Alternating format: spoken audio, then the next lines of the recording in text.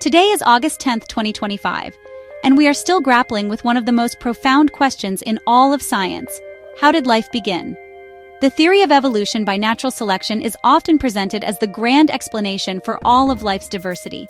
It describes a powerful process where small, random changes or mutations are filtered over generations, allowing organisms to adapt and change over time. However, this explanation only works once life is already established. It requires a system capable of reproducing itself, passing on its traits, and occasionally making errors in the process. The central issue, then, is not what happens after life gets going, but how that first living entity came into existence. This question pushes us beyond the familiar territory of biological evolution and into the much murkier waters of chemical origins. The problem is fundamentally one of origins. Before any creature could evolve, there had to be a creature. Before any cell could divide and pass on its genetic information, there had to be a first cell, complete with all the necessary machinery for that division to occur. This presents a classic chicken and egg dilemma of staggering complexity. Evolution by natural selection acts on things that are alive and reproducing. It cannot, by its very definition, explain the jump from non-living chemicals to the first living organism. It is a quality control mechanism, not a creation mechanism. To understand the beginning, we must look at what was required before the engine of evolution could even be turned on. We must therefore ask a different, more foundational question. What does it take to build a living thing from scratch? It is not enough to simply have the right chemical ingredients floating in a primordial soup. Those ingredients must be arranged with incredible precision into functional structures and systems. Life depends on a sophisticated information processing system, one that stores, copies, and translates instructions to build all the cell's essential components. This system is far more complex than anything we might imagine. It is a marvel of microscopic engineering, a factory filled with automated machines that all work in perfect harmony. Explaining how this factory was first assembled is the true challenge.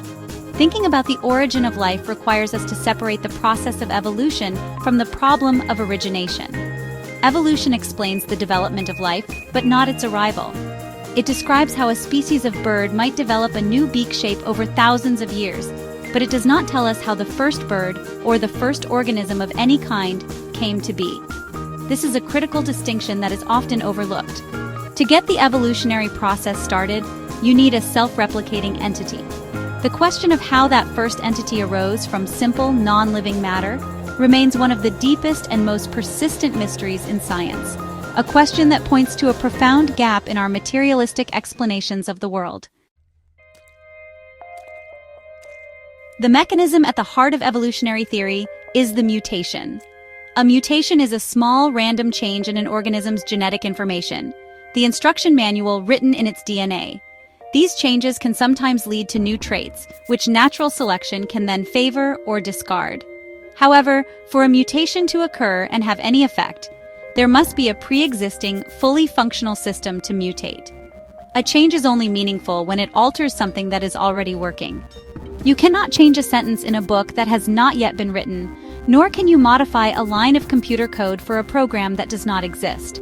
The very concept of mutation presupposes a stable, organized, and information-rich system is already in place. Imagine a sophisticated self-replicating machine, like a three-dimensional printer that can print a copy of itself.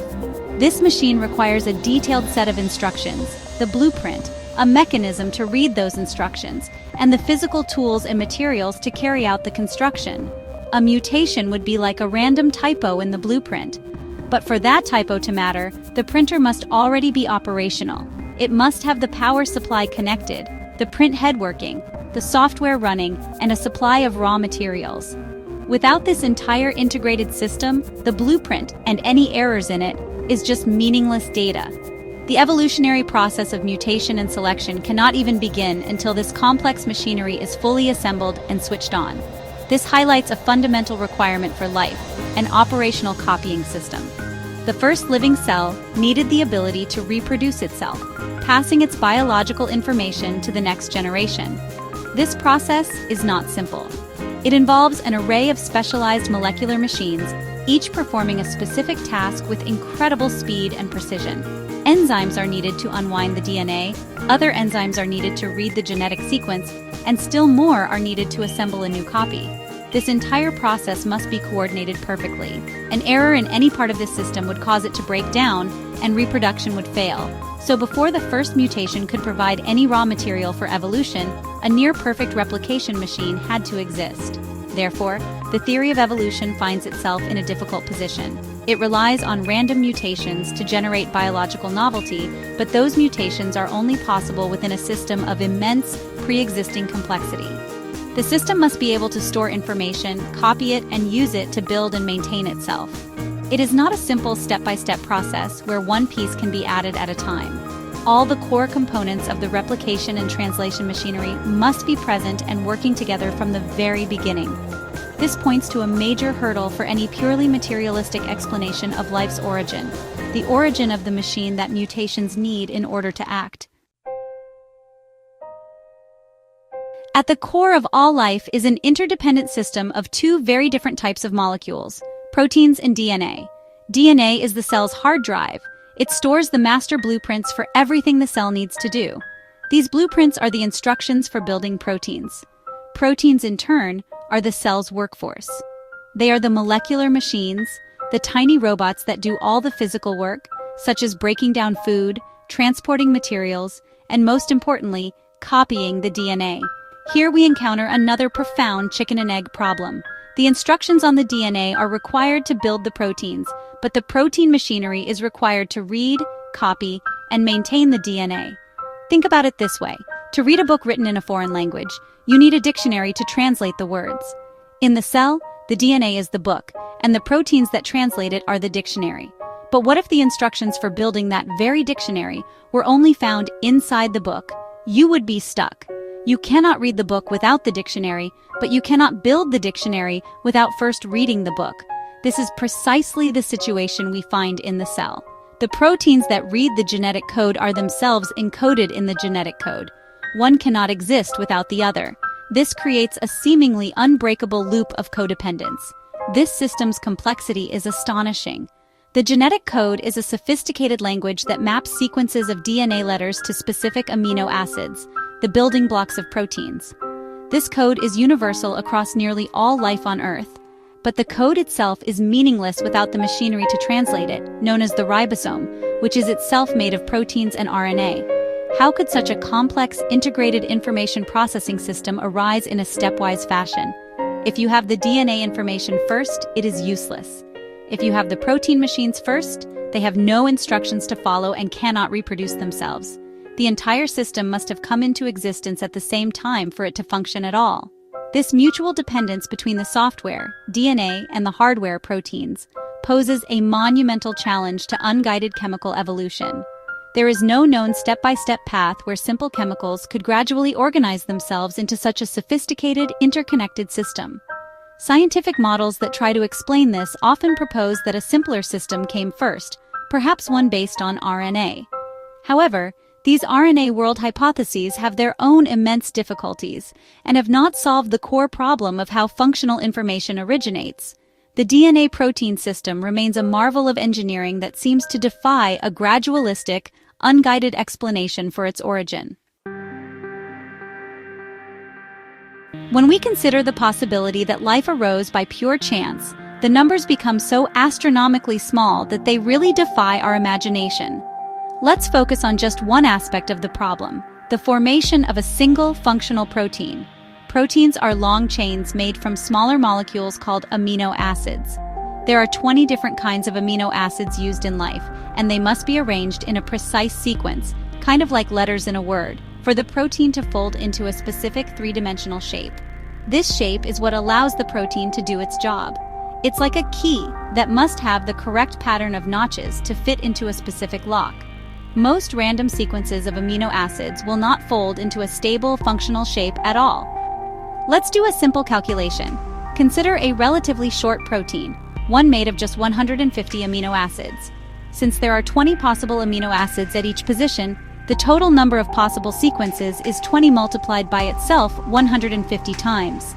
This number is 20 to the power of 150, which is actually larger than the total number of atoms in our entire observable universe.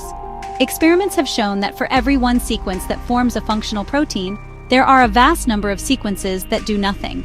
The odds of randomly assembling a single functional protein of this modest length have been estimated to be about 1 in 10 to the 74th power. This number is so fantastically large that it renders the chance hypothesis utterly implausible. And this is just for one protein. A minimally complex cell requires hundreds of different, specialized proteins to be present and working together.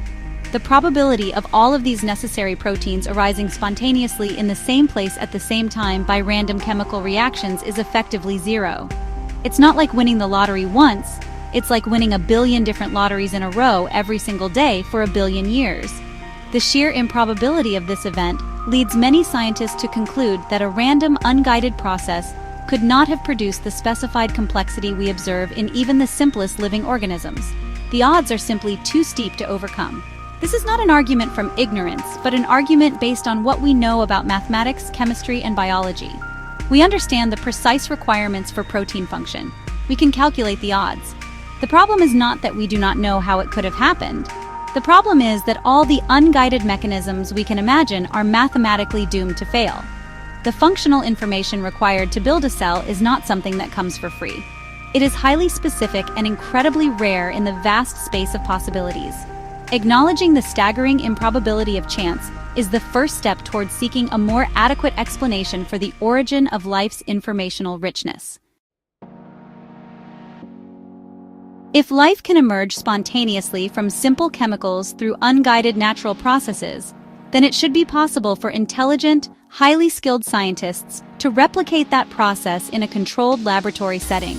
For decades, origin of life researchers have been trying to do just that. They have mixed chemicals, zapped them with electricity to simulate lightning, and subjected them to various conditions meant to mimic the early Earth. These experiments, starting with the famous Miller-Urey experiment in the 1950s, have succeeded in producing some of the simple chemical building blocks of life, like a few amino acids. However, they have come nowhere close to creating life itself. The gap between producing a few simple building blocks and constructing a self-replicating organism is immense. It's the difference between finding a pile of bricks, wood, and nails in a junkyard and finding a fully constructed, self-maintaining house. Laboratory experiments have consistently shown that moving from simple chemicals to complex polymers like proteins and DNA is an incredibly difficult task, plagued by problems like contamination, degradation, and incorrect bonding. Even under the most favorable, intelligently designed laboratory conditions, these molecules do not self-organize into the information-rich sequences necessary for life. The evidence from experimental science simply is not there. What is more, every experiment conducted in this field relies heavily on the intelligence of the researcher. The scientists select the starting materials, purify them, control the temperature and pressure, and intervene at every step to guide the reactions toward a desired outcome. They are actively adding information and design to the system. If it takes this much intelligent guidance just to produce a few of life's components, it strains credulity to believe that the entire integrated system of a living cell could assemble itself without any guidance at all. The very nature of these experiments, which require constant intelligent tinkering, argues against the hypothesis they are trying to prove. After more than 70 years of dedicated research, the scientific community has not demonstrated how life could form step by step from simple, non-living chemicals. The story told in textbooks of a warm little pond spontaneously giving rise to life remains a speculative scenario, unsupported by the experimental evidence. Instead, what the evidence does show is that functional information and complex machinery are notoriously difficult to generate without a guiding intelligence. The consistent failure of simulation experiments to bridge the gap from chemistry to biology is a powerful, though often unstated piece of evidence that points away from unguided material processes as the source of life. We return to our central question: can evolution explain life before reproduction? The answer, based on the evidence, must be no. The mechanism of mutation and natural selection requires a fully operational, self-replicating system before it can even begin to work.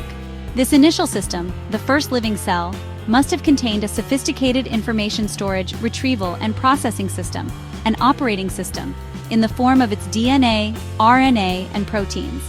Evolution can modify this system once it exists, but it cannot account for its origin. The problem of life's origin is the problem of the origin of this first biological operating system. All our experience shows that complex, functional information and integrated machinery invariably come from an intelligent source. When we see a message written in a book, a line of code in a computer program, or a blueprint for a machine, we do not assume it was created by the random shuffling of letters or the undirected forces of nature. We rightly infer that an intelligent mind was responsible. The genetic code in DNA is a sophisticated, information-rich language. The cellular machinery that reads and translates this code is more complex than any technology humans have ever created. Why should we assume a different cause for biological information than for every other type of information we know? The parts of the cell exhibit a property known as irreducible complexity. The protein-making factory, the DNA replication system, and the cell's protective membrane are all composed of multiple, well-matched parts that must all be present for the system to function. The removal of any one of these core components would cause the entire system to fail. Such systems cannot be built gradually through a series of small, successive modifications, as Darwinian evolution requires, because the early, incomplete stages would have no function and would provide no survival advantage. The system only works when it is essentially complete, pointing to a plan and a purpose. Therefore, when we look at the breathtaking complexity and informational richness of even the simplest cell, what is the most reasonable conclusion? Is it that this marvel of nanotechnology assembled itself through the blind forces of chance and necessity, against all odds and without any supporting experimental evidence? Or is it that this system was designed? The presence of a sophisticated operating system at the foundation of life, one that is required for the evolutionary process to even start, is a powerful indicator of intelligent design. The information encoded in the cell looks like a message, the machinery looks like it was engineered. Perhaps the most logical inference is that they are, in fact, the products of a mind.